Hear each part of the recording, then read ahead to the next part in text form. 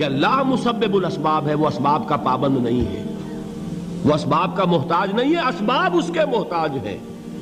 اگر یہ یقین ہے تو اللہ پر ایمان ہے، یہ نہیں ہے تو تمہارا ایمان اسباب پر ہے، وسائل پر ہے، ذرائع پر ہے، مادیات پر ہے، اللہ پر نہیں۔ اس وقت کہاں راستہ تھا؟ کوئی راستہ تھا؟ سمندر ہے اور ادھر سے لشکر آ گیا ہے۔ کلا ان معی ربی سیہدین۔ اب دیکھیے ایمان کہہ دینا آسان ہے، ہوا معکم اینما کنتم، جہاں کہیں بھی تم ہوتے ہو اللہ تمہارے ساتھ ہوتا ہے، لیکن اس کا یقین قائم ہو جائے تو زمین و آسمان کا فرق واقع ہو جائے۔ یہی بات ہوئی حضور کے ساتھ۔ غار ہے، چھپے ہوئے ہیں محمد الرسول اللہ اور آپ کے وہ یار غار ابو بکر صدیق رضی اللہ تعالی عنہ۔ اقبال نے حضرت ابو بکر کی شان میں چند اشعار کہے صرف، لیکن واقعہ یہ ہے کہ بھاری بھاری نظموں پر اور قصیدوں پر بھاری ہے، طویل ترین نظمیں اور قصیدے ہوں ان پر بھاری ہے۔ ہمتیں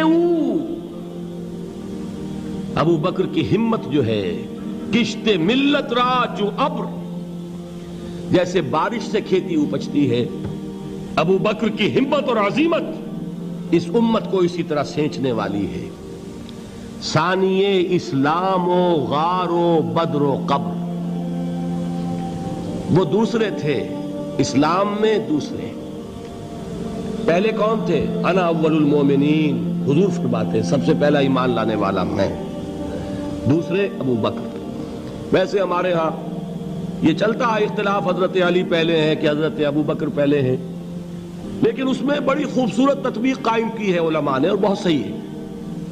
چار کے بارے میں فیصلہ ہی مت کرو کہ کون پہلے ہے، ان کی ایک عجیب تقسیم کر دی ہے۔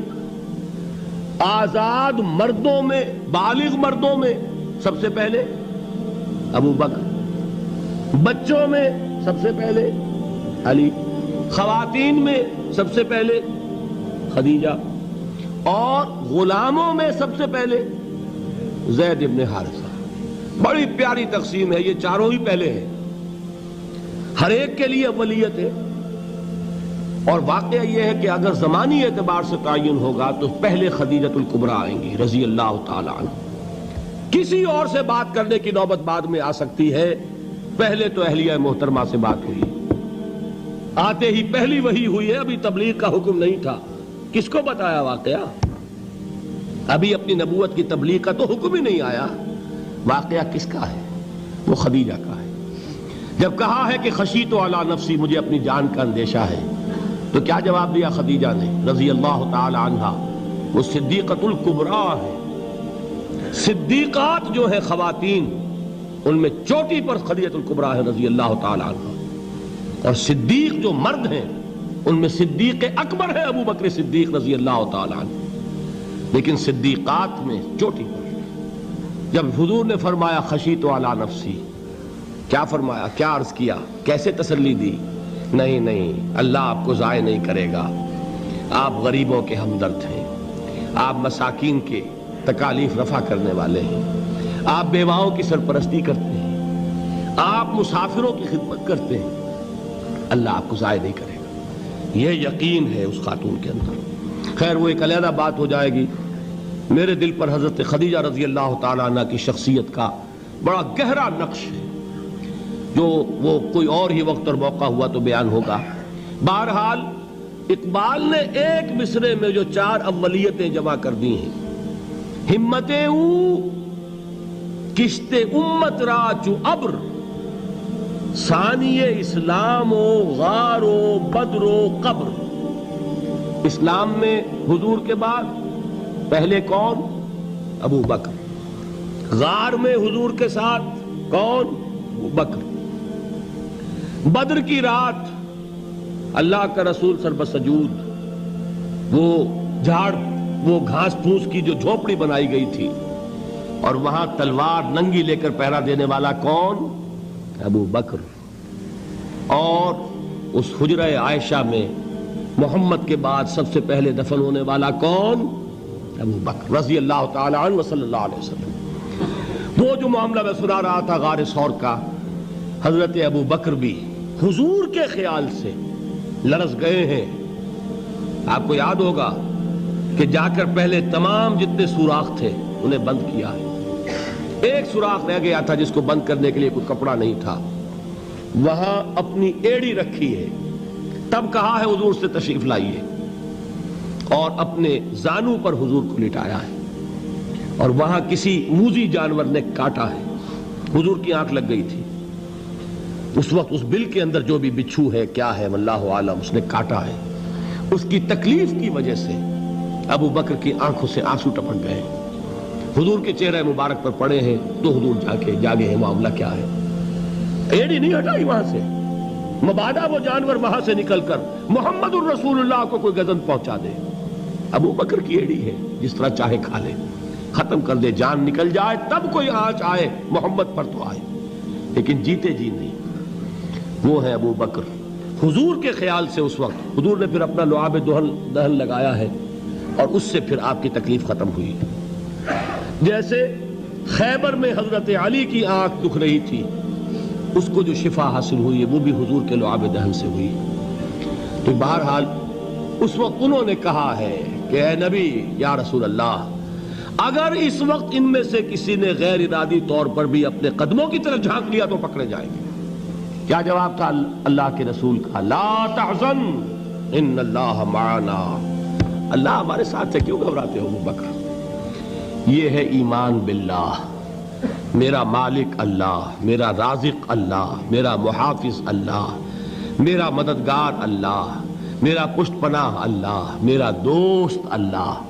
یہ دوستی ہے اللہ کی جو لب لباب ہے، حاصل ہے ایمان کا، اسی کا نام ولایت ہے۔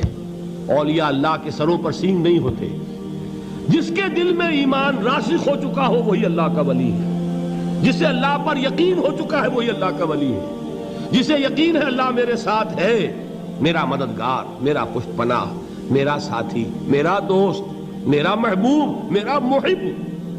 اللہ اہل ایمان سے محبت کرتا ہے، واللہ یحب الصادقین، ان اللہ یحب الذین یقاتلون فی سبیلہ صفا کانہم بنیان مرصوص۔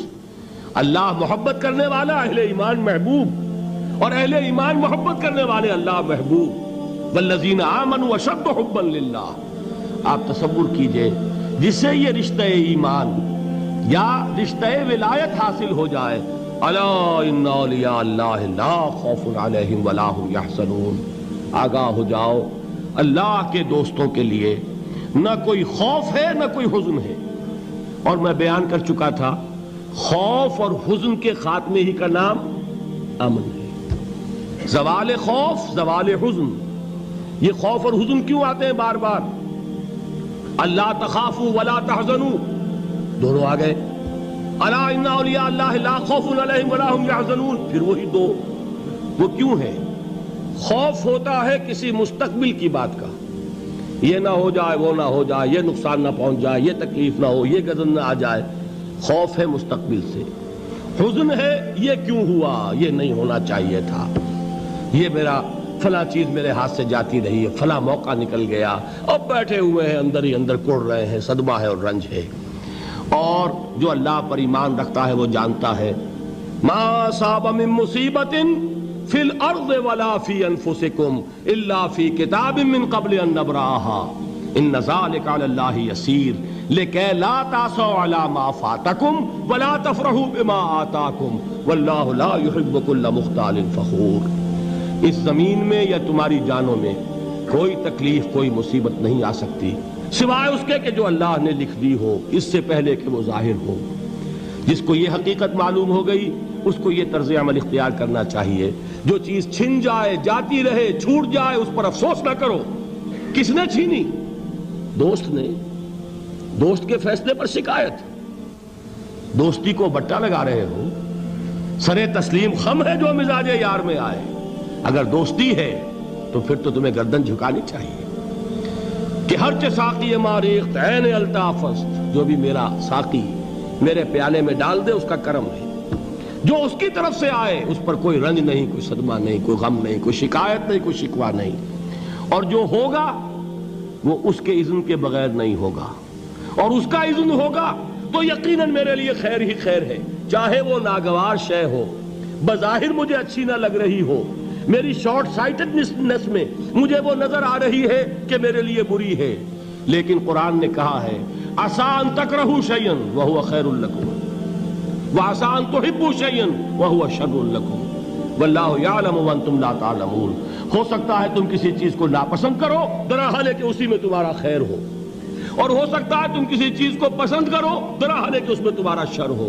اللہ جانتا ہے، تم نہیں جانتے۔ جب مجھے یہ بات معلوم ہو گئی، میں نے اپنا معاملہ اللہ کے حوالے کیا۔ سپردم بے تو مایہ خیش را تو دانی حساب کم و بیش را، اے رب جو تو چاہتا ہے وہ ہو، تیرے علم میں جو شے میرے لیے خیر ہے وہ ہو جائے، میری کوئی پسند نہیں، میری کوئی چاہت نہیں، یہ ہے راضی برضائے رب۔ اکبر الہ آبادی نے اسے کہا ہے رضائے حق پہ راضی رہ، یہ حرف آرزو کیسا، خدا خالق، خدا مالک، خدا کا حکم تو کیسا۔ جب میں آ گیا بیچ میں، میری پسند، میری مرضی، میری خواہش، میری چاہت، یہی تو شرک ہے۔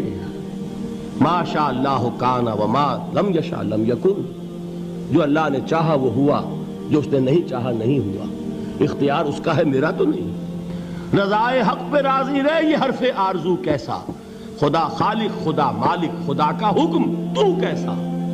اقبال نے اسے کہا ہے فارسی میں، اب آپ کہیں اس کا ترجمہ بھی کرو تو وہ مجھے ذرا اس وقت کچھ بہت ہی بدذوقی کسی بات نظر آئے گی۔ جائیے پوچھئے کسی سے جسے فارسی آتی ہو، برو کشید ز پیچا کے ہست و بود مرا، چے اقدہا کے مقام رضا کشود مرا۔ مجھے تو تمام پیچ و خم سے نکال دیا اس مقام رضا نے، میں راضی برضائے رب ہوں، جو فیصلہ اس کا میں اس پر راضی۔ تو کہاں کا حزن اور کس کا خوف، یہی زوال حزن اور زوال خوف، یہی ہے امن، یہ نتیجہ ہے ایمان کا۔ تو جان لیجئے یہ ہے لب لباب، یہ ہے حاصل ایمان کا، یہ ہے تو ایمان ہے، یہ نہیں ہے تو ایمان نہیں۔